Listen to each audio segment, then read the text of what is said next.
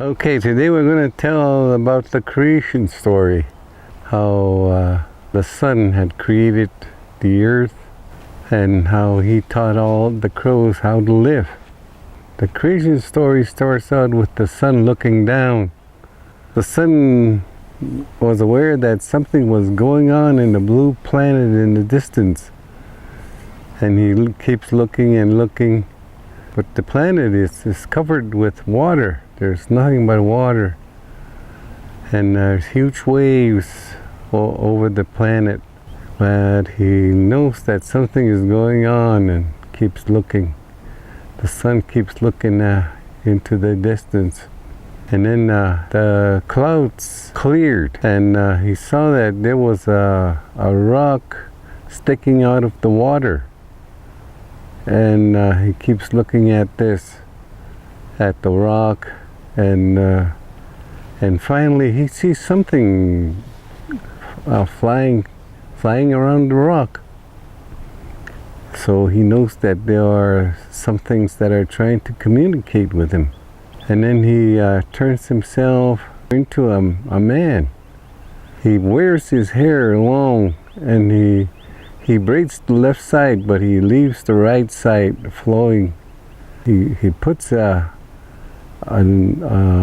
chicken hog behind his head. He ties it there, and then he puts on his war shirt. His war shirt is decorated with many different colors, and he puts hair on the chest and along the arm. And he wears leggings. He wears leggings, and the leggings have stripes all the way down. And it's also decorated with porcupine quills. And he has a breechcloth made out of wolf skin. He wears the moccasins that also decorated with porcupine quill. And at the heels he puts wolf tails.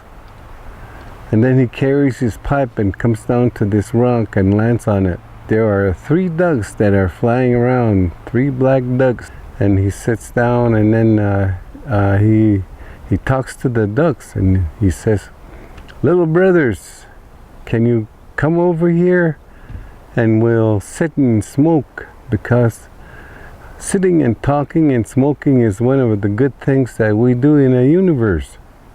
I need you to come and talk with me."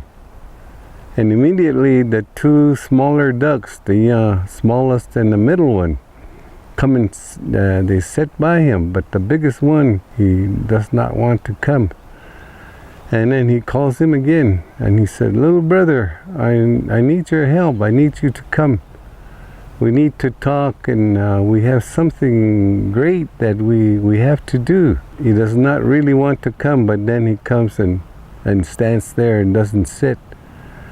And he said, one of the good things in the universe is that when a man is busy with something or being harassed by his enemies, and his younger brothers stop and they help him, it's one of the very good things that we do in the universe. And he said, "My little brothers, I need you to help me do something great." "Well, we will smoke and talk about what we need to do." And so finally the biggest duck sits down, and then he said, "I've been looking and looking and looking, and I sense something that is going on, but I don't know what it is. So I need your help." And he said, "Something is trying to live down in the sea, down in the bottom of the sea. There's something that is trying to live, and we can make them live if you help me." And he said, "I need you to go down to the bottom of the sea." He said, "There is mud way in the bottom, and you can tell what it is because it is soft, and I need some of this mud to create land." The biggest duck, he volunteered. He said, I'm the oldest. I can go down. I've been down there before. I know what you are talking about. I can go and get some of this mud. I will go down and I'll bring some of this mud for you." The sun said, "One of the good things in the universe is that when we do something, we have a ceremony. It ensures the success of what we want to do. And he said, stand before me and I will perform a ceremony. He breathed on him, on the duck. He told him to close his eyes. He said, close your eyes and go into the ocean. And when you go down, bring back some of this mud. And so the duck walked around and took some deep breaths, and then he jumped into the sea. And he went down and they could see him. They could see him for quite a ways, and then finally disappeared into the murky sea. And they waited and waited and they waited and they waited, but it never came up. So finally he turned to the middle-sized duck and he said, my little brother, it is up to you. You have to go down.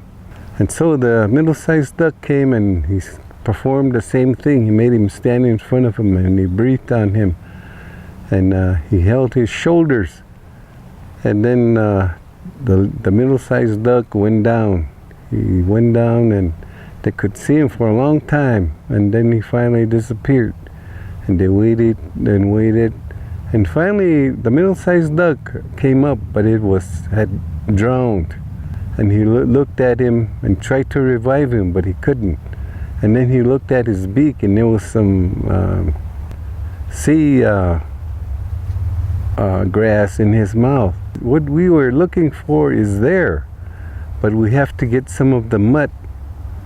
And then he sent the little duck down and performed the same thing. And the duck went down and down, and finally he hit the mud. He hit the mud and grabbed some in his webbed foot and some in his beak, and then he went up. And then as he was going up, he became unconscious, but he was almost he was able to see the light.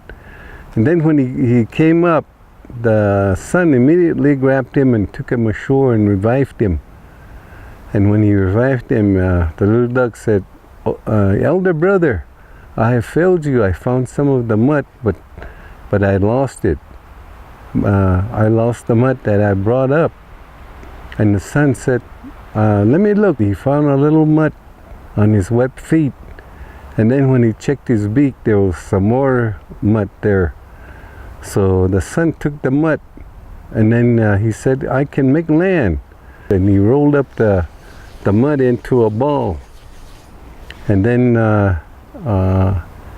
he went up above the rock, and then he started to sing his creation song. And then he sang, hey, no, hey, no, hey, no, hey, no, hey, no,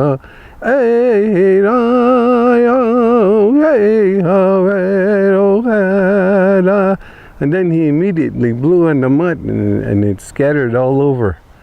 And because there was very little mud or land, we have different sizes of land on the sea, from tiny islands all the way to continents. And because there was very little mud that was brought down,